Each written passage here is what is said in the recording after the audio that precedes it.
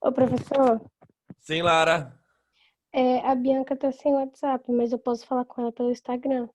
Perfeito. Então, vamos criar o grupo e depois você passa as informações para ela. Ali Tá. vai ser mais para explicar os temas, tudo mais. Luna, bom dia, bom dia.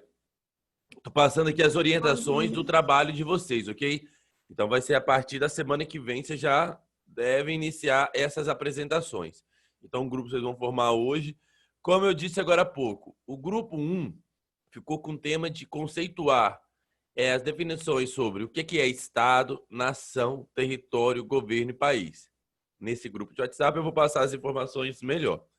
O segundo grupo, o grupo do Felipe, da Luna, da Ana Beatriz e do Pedro, vão falar sobre a independência na América Latina. Então, eu citei aqui 3 países. Claro que vocês podem falar de outros aqui. Então tem o Haiti, a Argentina, o México, pode falar da Venezuela.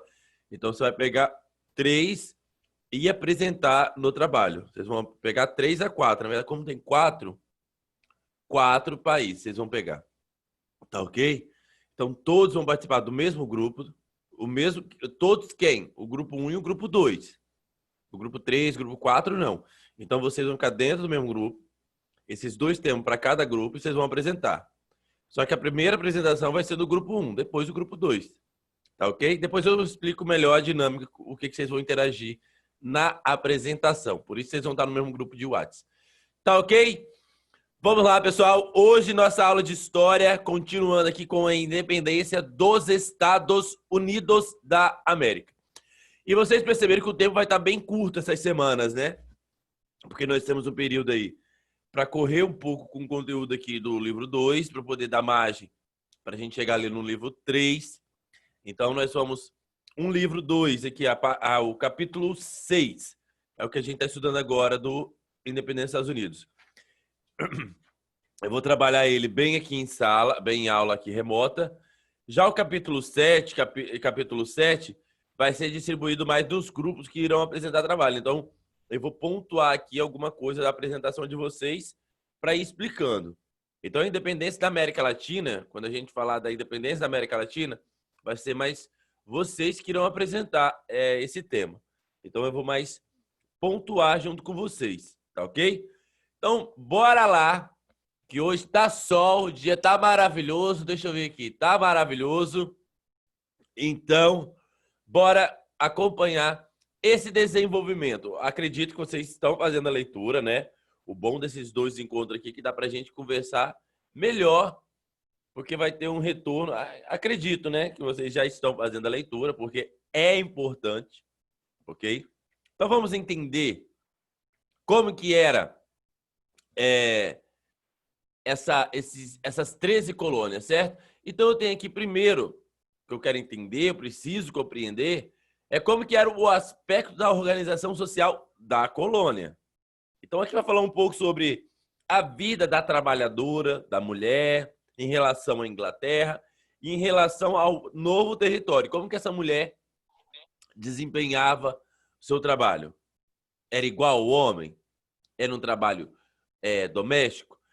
Então, essa interpretação da página 20 vai ajudar vocês a compreender um pouco sobre a forma de viver aqui, tá ok? Então, você vai ter aqui uma leitura muito bacana que vai apresentar o seguinte, olha, foi determinado, deixa eu só subir minha tela aqui que eu não consigo ler, ok.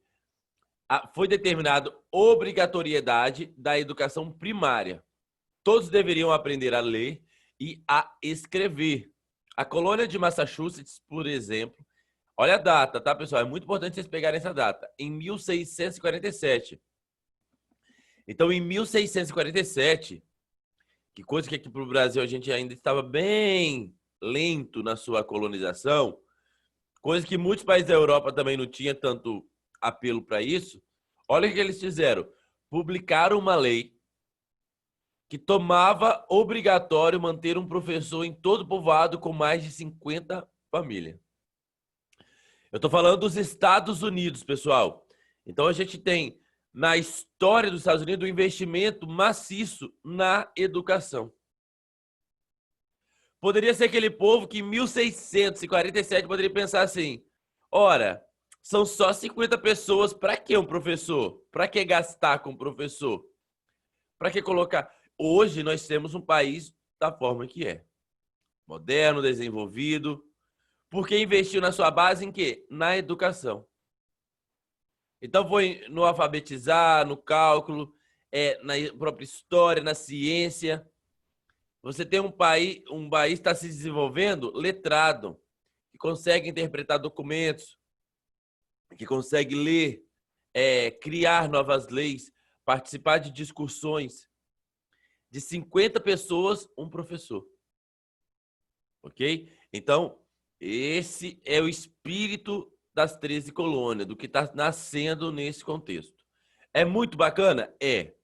É sempre bom a gente citar aqui quando ocorre essa questão.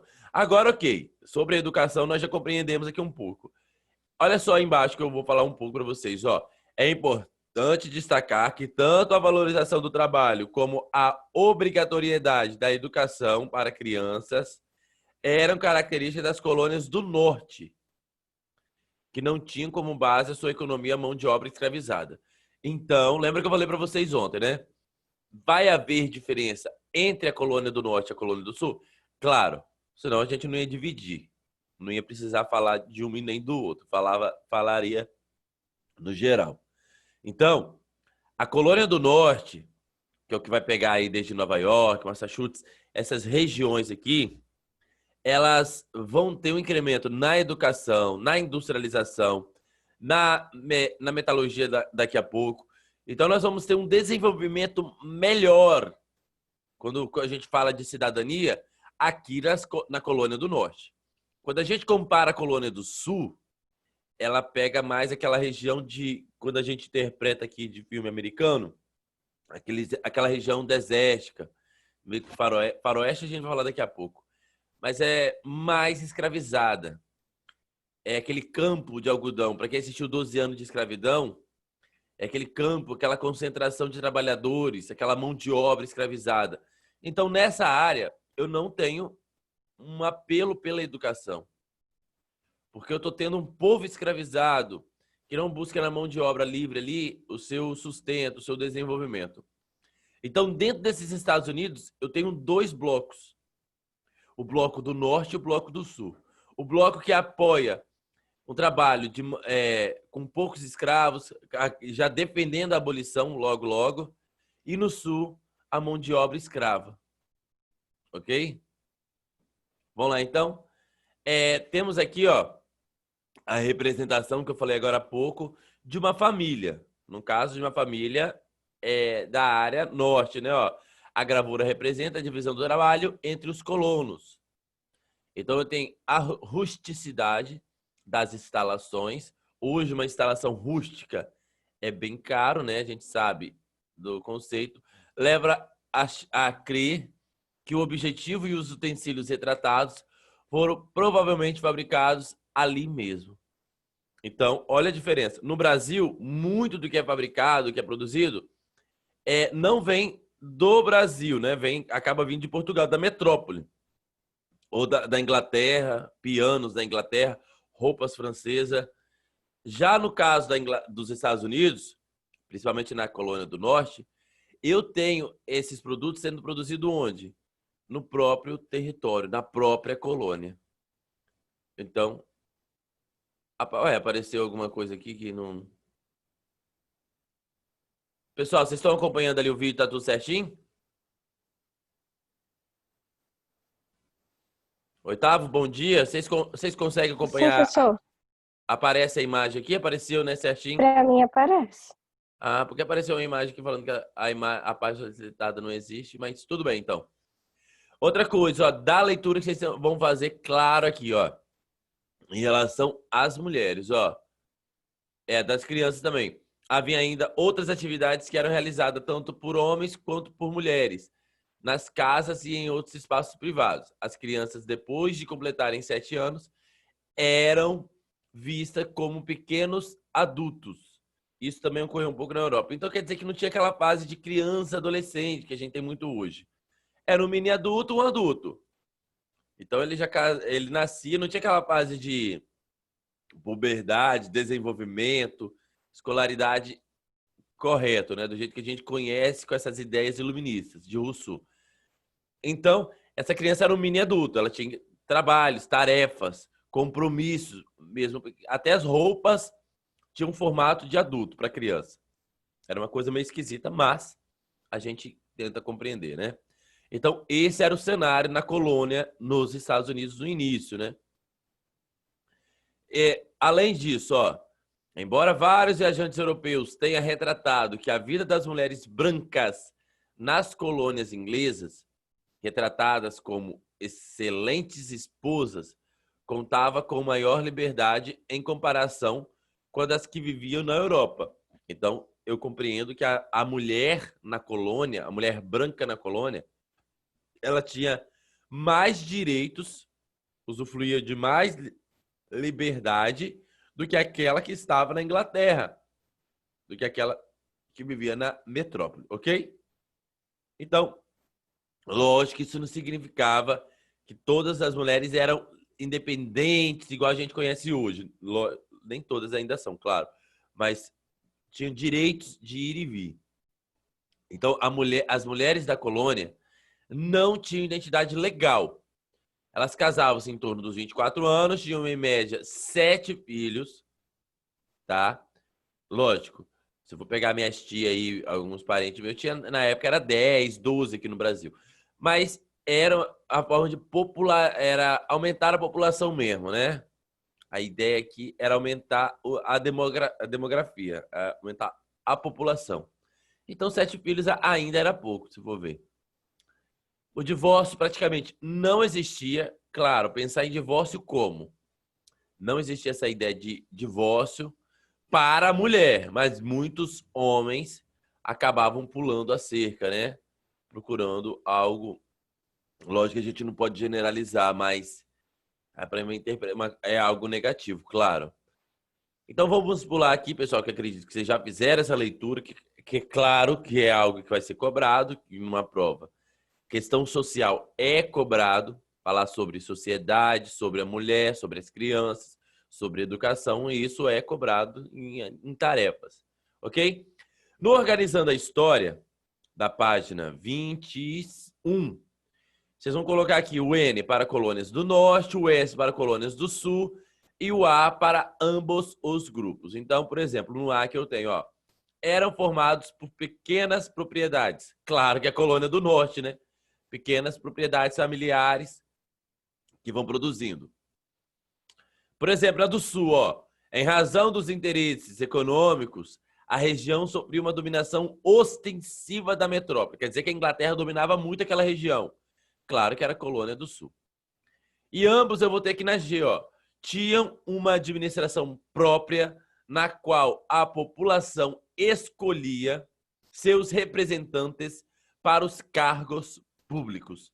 Esse era tanto na colônia do Norte como na colônia do Sul. Ok? Então, vocês irão fazer, claro, esse Organizando a História. Tudo bem?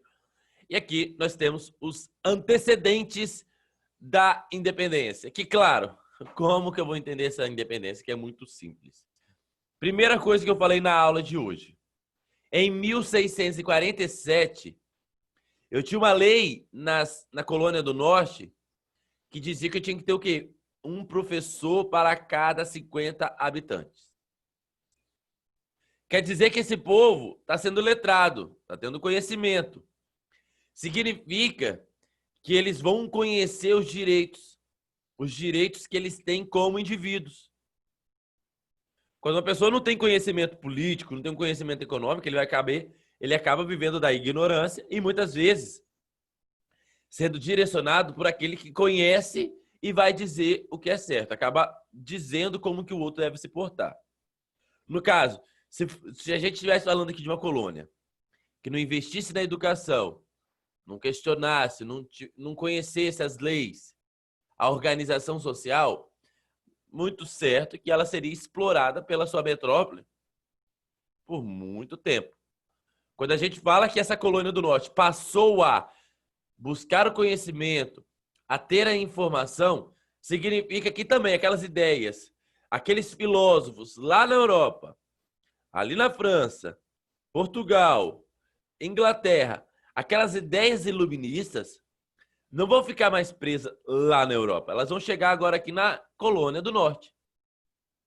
Então, essa população que passou agora a desempenhar um papel também social, vão lutar o quê? Por direitos. Eles não querem que a Inglaterra crie uma lei para dizer que como que aquele povo ali nas 3 colônias vão viver. Isso não é legal.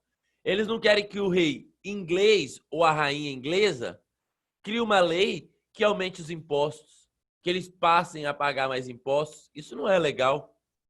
Então, vai ser com base nessa educação que esse povo passou a alfabetizar, a conhecer aqui, a ter informação, a ler jornal, a circular as notícias, né?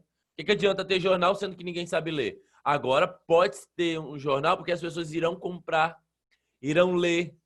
Então a notícia gira mais na colônia do norte. Eu tenho um fluxo de notícia mais abundante na colônia do norte. Ok? Isso é a mesma coisa que a internet, né, pessoal? Claro, o ensinar ou aprender, o espaço físico de uma escola, a gente está substituindo por um espaço remoto, online. Não significa que a gente vai deixar de aprender, porque, pelo amor de Deus, se eu paro para jogar um jogo de tiro, de estratégia, de RPG, de aventura, se eu consigo aprender de forma online, como que eu não posso aprender algo escolar dentro de um campo digital? A não ser que eu não queira. Se eu não quero aprender porque eu não posso. Hoje já existem operações online, pessoal. Você consegue manipular um robô para operar, fazer uma cirurgia. Como que a gente não pode ter conhecimento de forma online? Então, se eu pensar que não, é uma forma de me sabotar. E me sabotar não é legal, né? Isso a gente sabe que não consigo, não vou aprender, não é assim. Então, isso é uma forma de sabotagem. Então, a ideia seria que toda a rede pública, privada, estadual, a federal, que é o IFES, que já tem condição, tem suas aulas remotas. Por quê? Porque já é bem estruturado. Então, se a gente está nas aulas remotas, a ideia é o quê? Aprender o máximo. Porque a gente pode usar aqui mapas, formas, ferramentas que a gente não consegue fazer numa sala de aula. Então, querendo ou não, a gente acaba fluindo mais, acredito eu, né? Também no privado ali, no teste a teste, a gente também tira as dúvidas, não tem problema. Então, tudo é bom.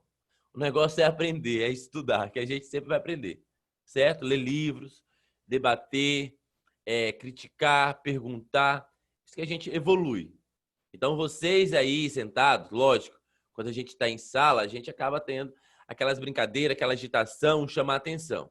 Então, a gente acaba que nem conversa muito. Mas aqui, acredito, se cada um estiver sentado, participando, outra coisa, tá, pessoal? Estamos registrando, a partir dessas aulas, os alunos que estão online, que estão pelo menos aqui pelo aplicativo Zoom, para poder registrar essa participação em nota. Tá ok? Então, tanto Luna, Felipe, Pedro Agrise e Lara Balonec, estamos registrando para depois ver os alunos que estão participando da aula. No caso, aqueles 9 pontos ser bem distribuído. Tá ok, pessoal? Vocês que estão aí online, já saber. Tudo bem? Então, como eu tinha dito, estou explicando aqui, o nosso assunto principal é a independência dos Estados Unidos. Independência, pessoal, é liberdade. Dependência é depender do outro. No caso, os Estados Unidos, antes de eu falar Estados Unidos, então, as 13 colônias antes eram dependentes, principalmente a colônia do Sul, era mais dependente da Inglaterra. Já a colônia do Norte não era tão dependente da Inglaterra. Ela não precisava dos produtos, não precisava quase nada da Inglaterra. Então, o que ela queria, professor? Ela queria independência. Ela queria sair de casa, ela queria liberdade. Claro que isso não vai ocorrer de uma forma tão fácil, tá ok? Então, daqui, nós vamos para o passo final quase dessa interpretação. Ó, você vai... Para John Locke, era lícito ao povo rebelar-se contra o Estado, quando os governantes deixavam de cumprir seu papel primordial, garantir aos indivíduos os direitos naturais, identificados como a felicidade, a liberdade e a prosperidade. Claro que John Locke, nós estamos falando de iluminismo, tá, pessoal? Então, reforçando aqui, novamente, as ideias iluministas ganham campo no Brasil, agora nos Estados Unidos. E vai ser com esse ímpeto agora que vai inflamar ainda mais essa ideia de liberdade. Caso você quer saber um pouco sobre ilícito, tem aqui no lado um vocabulário que fala um pouco. E essa leitura grifada aqui, pessoal, na página 23, 22, é muito necessário fazer. Ó.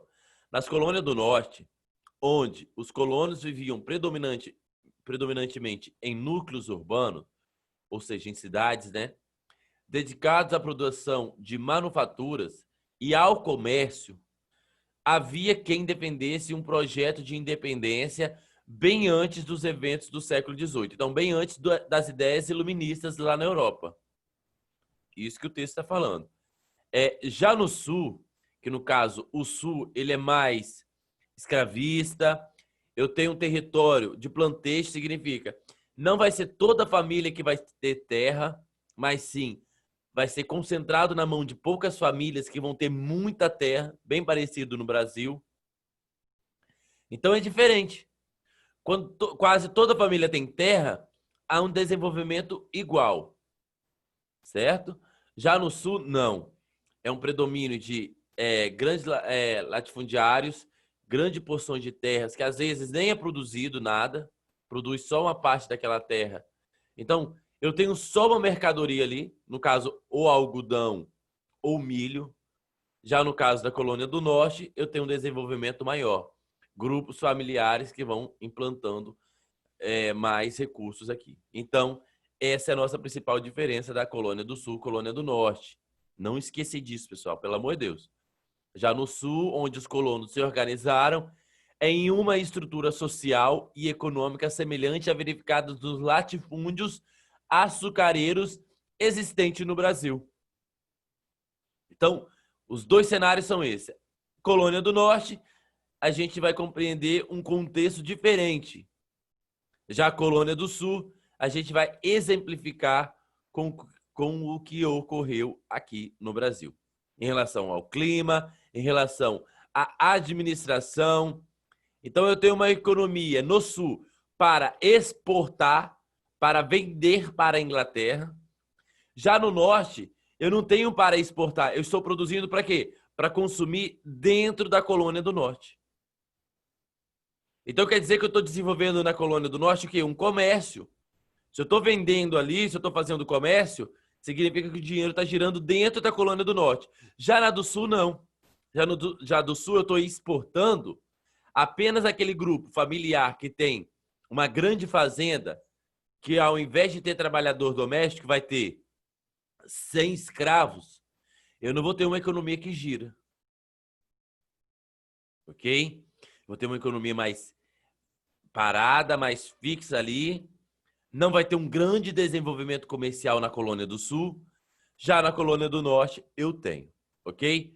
Só, novamente, para a gente compreender a diferença. Então, perceba que o texto, a leitura, vai levando você a compreender essa diferença entre uma e outra. Entre Colônia do Norte e Colônia do Sul. Tudo bem?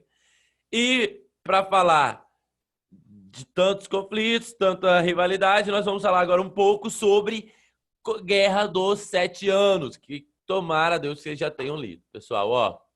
Então, o que foi a Guerra dos 7 Anos? Vamos ler aqui para a gente finalizar e depois, finalmente, falarmos um pouco da luta por independência. Alguém pode iniciar a leitura aqui, por favor, do primeiro parágrafo? Sem citar nomes. Alguém, por favor, poderia iniciar a leitura? Pedro Agrise? Pedro? Ué, pessoal, vocês estão online? Sim.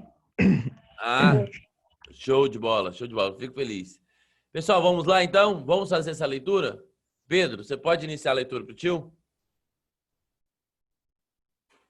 A Guerra dos Sete Anos, de 1756 a 1763. Envolveu o quê, Pedro?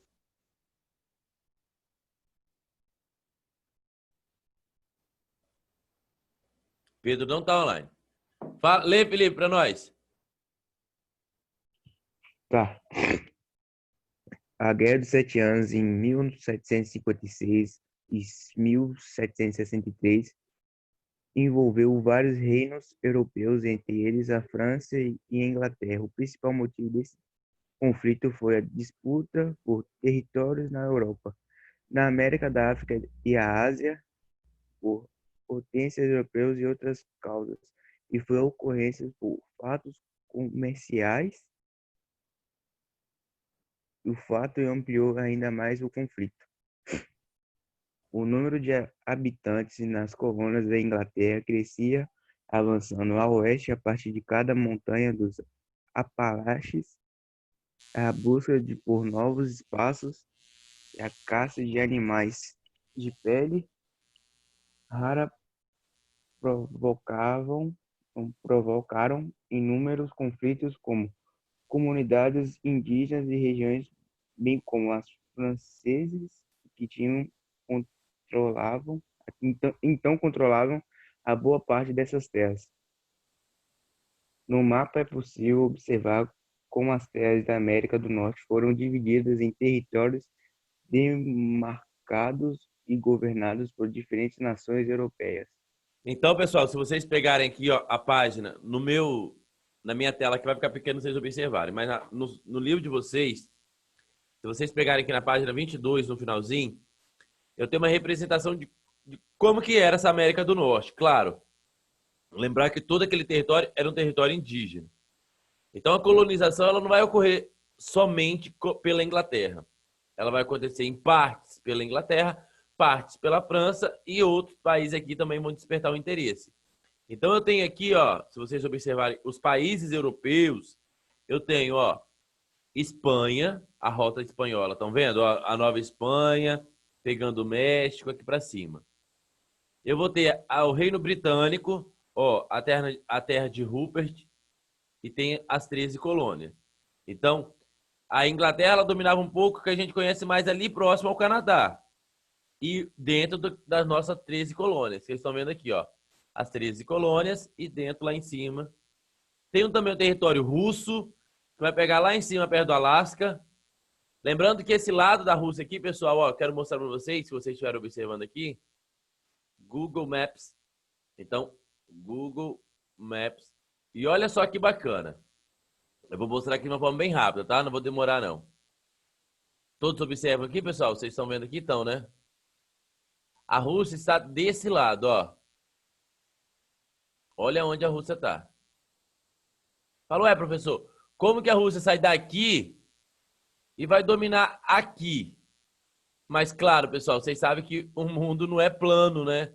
Então, a Rússia daqui, ela não precisa ir para lá. Ela vem para cá, ó. E domina essa região. Então, o que a gente tem aqui, a Rússia é bem próxima dos Estados Unidos. Não é longe, é do lado, é vizinho. Mas, na verdade, nós vamos ter o Canadá primeiro, mas é bem próximo, ó. Tá ok? Então, a Rússia vem e coloniza essa área aqui. Então, quando a gente fala do Estreito de Bering, daquela antiga migração, a gente entende, né? Como que ocorreu, ó. Muito da África vai subindo, chegando aqui e vai descendo.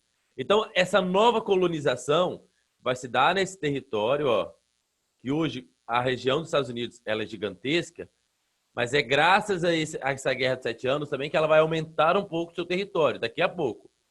Mas essa Guerra de 7 anos vai cansar tanto a Inglaterra como a França, que vão gastar dinheiro nesse conflito. Então, se a Inglaterra vai ficar endividada, vai gastar dinheiro, daqui a pouco vocês vão ver que ela vai precisar cobrar imposto para ganhar mais dinheiro. E quem vai ter que pagar imposto? Justamente a 13 colônias. E é aí que vai sair revoltas. Ok?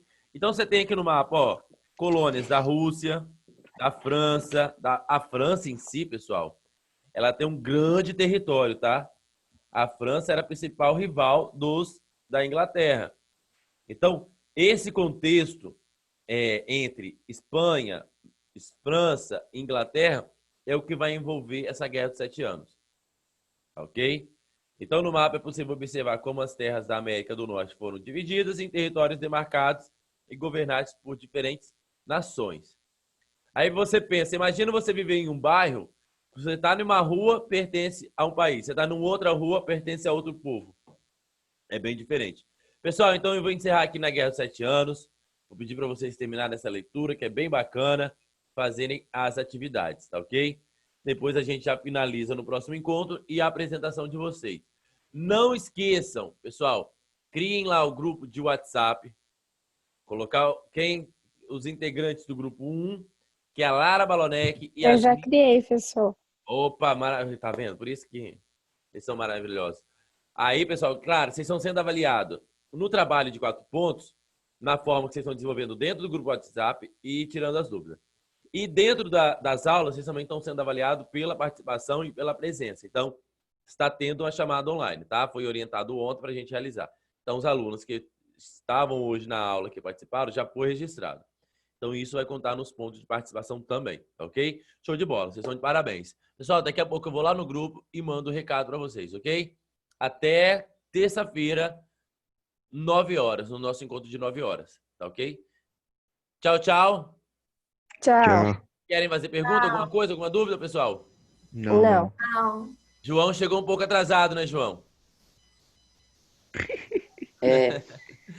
João, passar o horário certinho, tá? Aí você pode rever essa aula ali pelo YouTube. Vai estar gravado, daqui a pouco o Léo vai postar pelo YouTube, tá bom? Tá bom. Tchau, pessoal. Tchau. Tchau. Tchau.